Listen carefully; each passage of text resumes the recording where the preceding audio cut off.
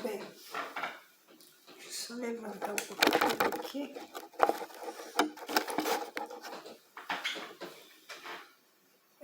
Continuando. Então, depende da natureza especial do médium. A produção do fenômeno poderia produzir isso por outros médiums com mais facilidade e presteza. Kardec perguntando para o espírito de Erasto. Aí ele responde: a produção depende da natureza do médium e fenômeno não se pode produzir senão por meio de naturezas correspondentes. Pelo que toca à presteza, o hábito que adquirimos comunicando-nos frequentemente com o mesmo médium nos é de grande vantagem. Aí a quarta pergunta. Então ele fala, né, o Erasto, se eles tiverem comunicação com o médium, muitas vezes isso traz uma vantagem para os fenômenos, porque cria uma afinidade maior, né, entre espírito e médium. As pessoas presentes influem alguma coisa no fenômeno?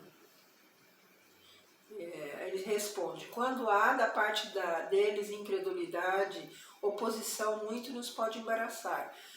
Preferimos apresentar nossas provas aos crentes e às pessoas versadas no espiritismo. Não quero, porém, dizer com isso que a má vontade consiga paralisar-nos inteiramente.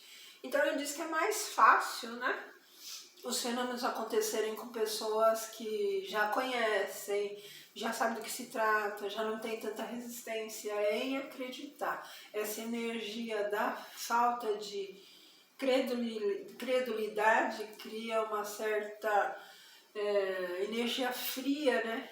Que, mesma coisa, quando você vai fazer uma apresentação, você vai tocar um instrumento, se você tem afinidade com a plateia, aquele público que você já conhece e sabe que gosta de você, você se sente livre, liberto para se apresentar. Agora, se você sente que ali tem um monte de gente que nunca te viu, um monte de gente que quer saber se você toca ou não, se você é bom ou não, isso já vai te deixar com uma outra predisposição para tocar, não tão agradável, não tão livre, né? Não tão agradável mesmo, acho que é a palavra mais certa. As pessoas presentes influem de alguma forma, ele falou, né? Se a pessoa não, se tiver uma plateia incrédula, fica mais difícil. Onde foste buscar as flores e os confeitos que trouxeste para aqui? Eles levaram flores e enfeites, né? Confeitos. Aí ele falou, as flores tomam-as aos jardins, onde bem me parece. E os confeitos devem ter feito falta no respectivo negociante? Aí ele responde, tomo-as onde me apraz. O negociante nada absolutamente percebeu, porque pus outros no lugar dos que tirei. Ai, que interessante. Aí outra pergunta, mas os anéis têm valor? Eles levaram anéis também, anéis de valor. Onde os fostes buscar, não terás com isso causado prejuízo àquele de quem os tiraste? Aí eles respondem, tirei-os de lugares que todos desconhecem e filo por maneira que daí não resultará prejuízo para ninguém. Olha que interessante.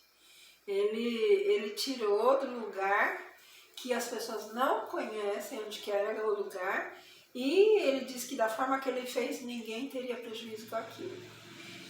Aí o Erasto põe uma nota. Creio que o fato foi explicado de modo incompleto, em virtude da deficiência da capacidade do espírito que respondeu. Então, o Erasto sempre está chamando a atenção que Kardec está fazendo a pergunta para os espíritos que trouxeram os objetos. Eles trouxeram flores, confeitos, anéis, né?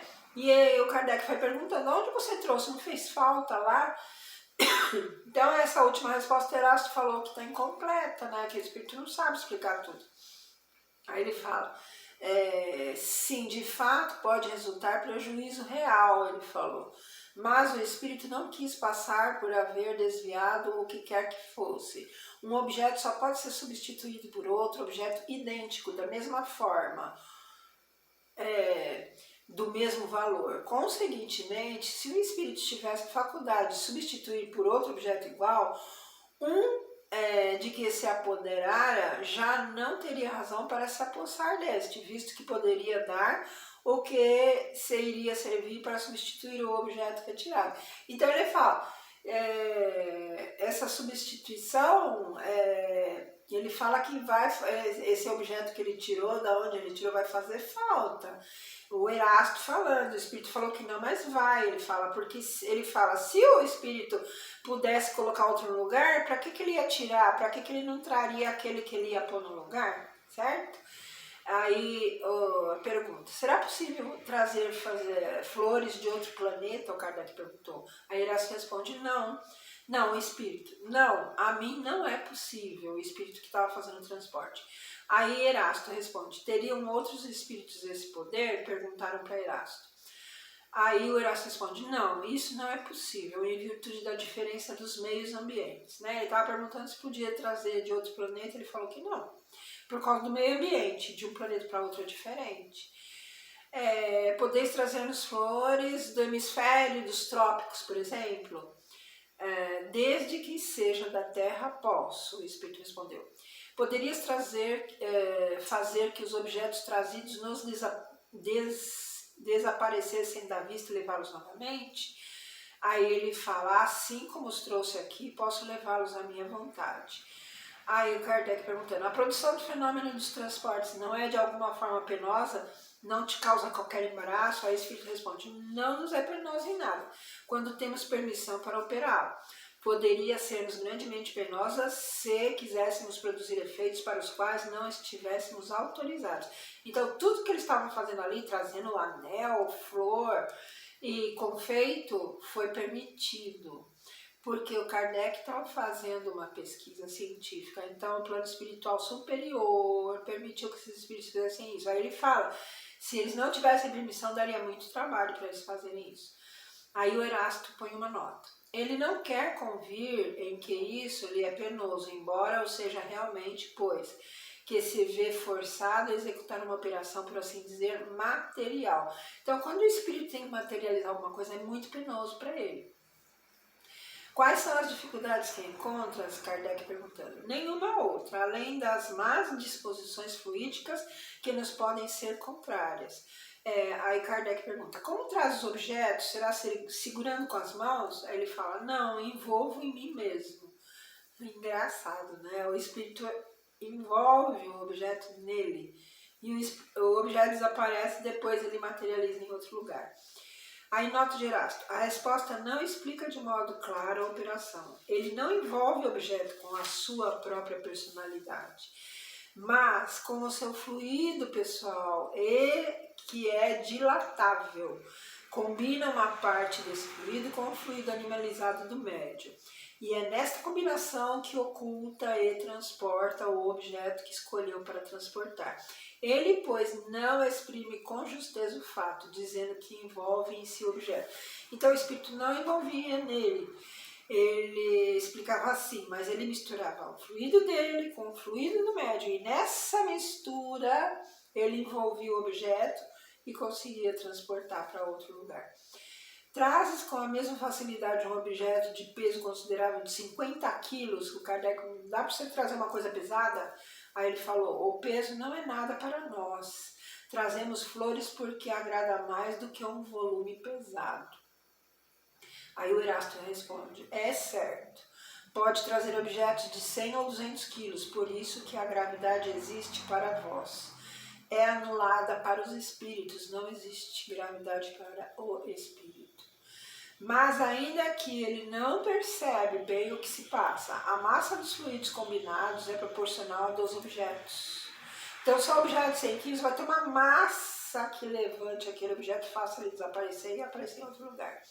Uma palavra, a força deve estar em proporção com a resistência, onde se segue que se o espírito apenas traz uma flor ou objeto leve, é muitas vezes porque não encontra no médium ou em si mesmo os elementos necessários para o esforço mais considerável. Então, por exemplo, se ele quisesse, Alexa, desliga! Por exemplo, se ele quisesse trazer um carro ali, ele ia ter que achar um médium que tivesse aquela massa de fluido, tem que ser um médium só, uma massa de fluido suficiente para envolver um carro, certo? Então o Erasto explica que não é só porque ele quer trazer coisa mais agradável, é que ele não consegue, mas ele não sabe explicar. Ele precisaria de uma massa muito grande do fluido dele e muito grande do fluido do médium para fazer isso. Aí a pergunta: poder-se-ão imputar aos espíritos certas desaparições de objetos cuja causa permanece ignorada? Ele pergunta, né? A gente pode dizer que foi espírito quando some alguma coisa que ninguém sabe onde foi parar? Aí Erasto fala: isso se dá com frequência, com mais frequência do que supones. Eu mesma aqui em casa desconfio que muitas vezes aconteceu isso. A coisa desaparecia, eu olhava 500.000 vezes no lugar e eu sentia que alguém estava escondendo o objeto. Aí o objeto parecia que estava na minha cara e eu não tinha visto. Muitas e muitas vezes aconteceu isso aqui. Isso se dá com frequência, com mais frequência do que supomos, mas isso se pode remediar pedindo ao Espírito que traga de novo o objeto desaparecido. Quando acontece isso, eu começo a fazer oração, falar o nome de Cristo, e aí eu acho o objeto.